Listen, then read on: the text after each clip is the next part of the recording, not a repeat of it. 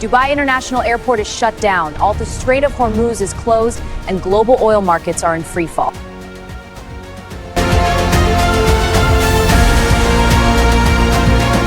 News: Iran has launched waves of kamikaze drones across the Middle East.